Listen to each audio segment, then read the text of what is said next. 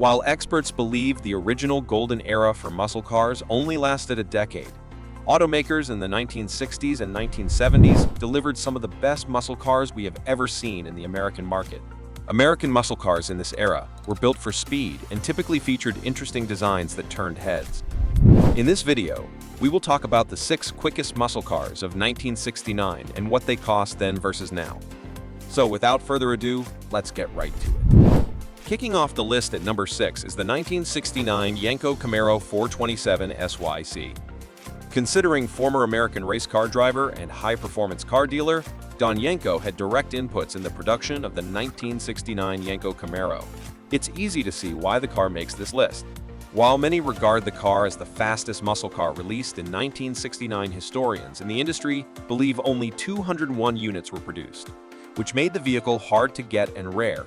The Yenko Camaros were essentially modified Chevrolet Camaros and featured the Chevrolet 427 big block engine that churned out 425 horsepower and 460 pound-feet of torque. Based on real-life tests, the car could go 108.2 miles per hour and could complete a quarter mile within 12.59 seconds. Buying the Yenko Camaro 427 cost $4,200 when it was released. Now, if you manage to find one in an auction, you will need around $300,000 to drive it home. Moving on, we have the 1969.5 Dodge Super Bee 440. The 1969.5 Dodge Super Bees could cover a quarter mile within 13.56 seconds with a top speed of 105.8 miles per hour.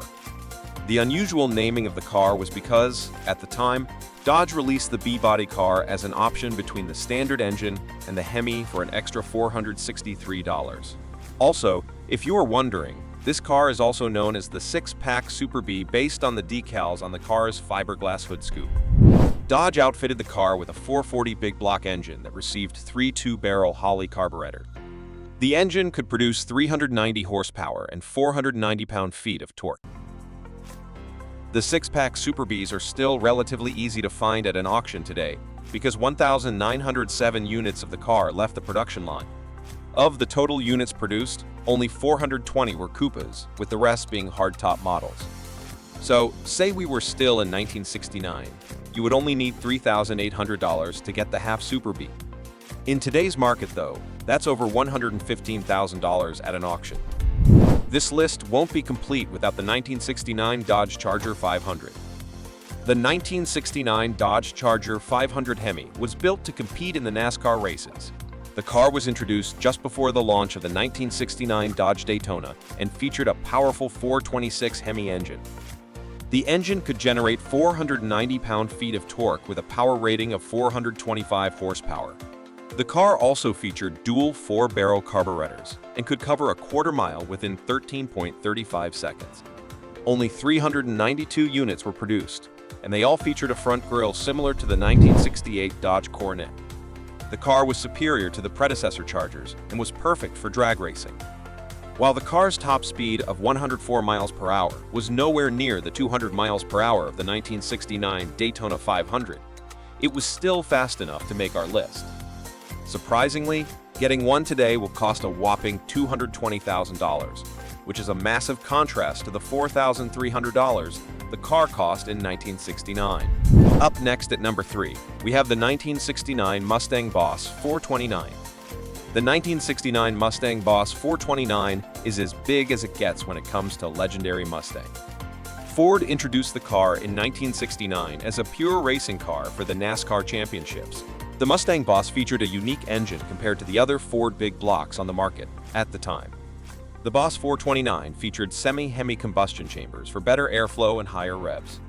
This, among other upgrades, ultimately contributed to the increased power and torque of the 1969 Mustang.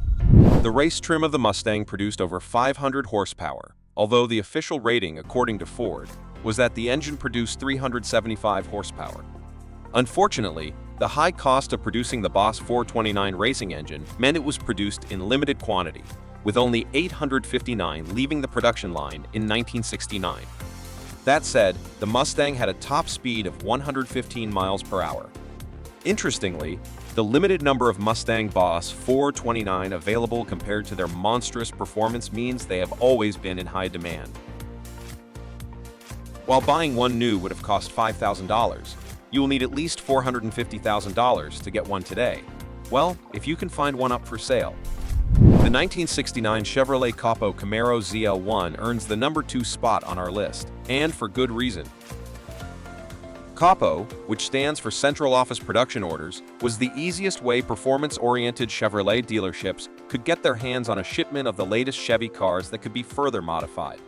These dealerships, including Dana, Yenko, and Baldwin Motion, were the biggest names in the market when it comes to upgrading the factory performance of newly released Chevy cars. The Chevy Capo Camaro ZL1 is an example of the modified Chevy cars and was introduced in the American market after Fred Gibb, a popular Chevrolet car tuner at the time, placed a custom order for 50 ZL1-equipped 1969 Camaros.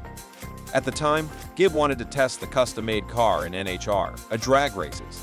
Interestingly, despite the limited number of these cars, the Capo Camaro ZL1 has grown into a legendary status in the American muscle car industry.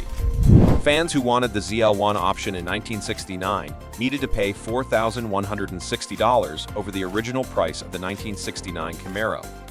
However, they got to enjoy a 427 big block aluminum ZL1 engine that churned out 430 horsepower and 450 pound-feet of torque.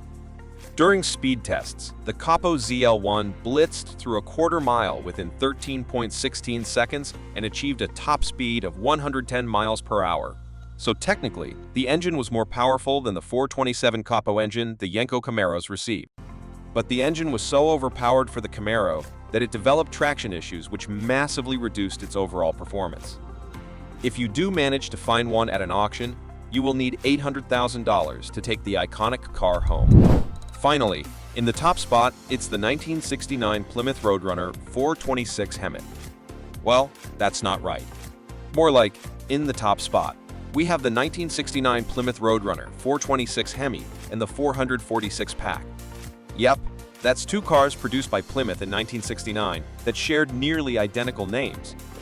The Roadrunner nameplate was first introduced by Chrysler in 1968. The 1968 Roadrunner was ridiculously affordable, yet it could hold its own in terms of speed and endearing design, following its successful entry into the market. For the Roadrunner 426 Hemi, the American automaker decided it wanted to see how a car with crazy graphics and a relatively powerful engine would do if it was targeted at performance car enthusiasts with a limited budget. The results were amazing. So much so that Chrysler's decision to spend $50,000 to acquire the naming rights to use Roadrunner, a popular Warner Bros. Cartoon, ended up being a brilliant marketing idea. The 426 Hemi Roadrunner featured a bench seat, which was popular at the time but received no other luxury options. Several Hemi Roadrunner models were produced in 1969, and a total of 79,993 left the assembly line. The 426 Hemi received 425 horsepower and 490 pound-feet of torque. If you want to get the car now, because you were lucky enough to find one, you will need around $170,000 to get one compared to the $4,500 you would have spent if you got it new in 1969. Now, for the Plymouth Roadrunner 446 Pack, which was the second Roadrunner Chrysler released in 1969, only 1,412 were produced since it was a mid-year option. Getting the option at the time meant you could enjoy a 440 engine that delivered 390 ponies and 490 pound-feet of torque. The car also received 3 2-barrels, hood pins, redline tires with steel wheels, and a fiberglass hood.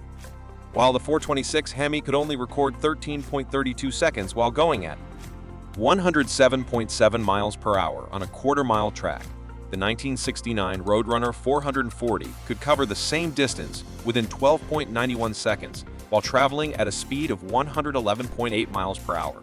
To get the 446 Pack new in 1969 only cost $3,800. In today's market, you will need $150,000 to land one at an auction. And there you have it. What other muscle car did you enjoy back in the day that delivered a ridiculous performance for you? Drop your comments down below, and don't forget to drop a like on the video if you haven't already. Remember to check out some of our other interesting muscle car stories on our channel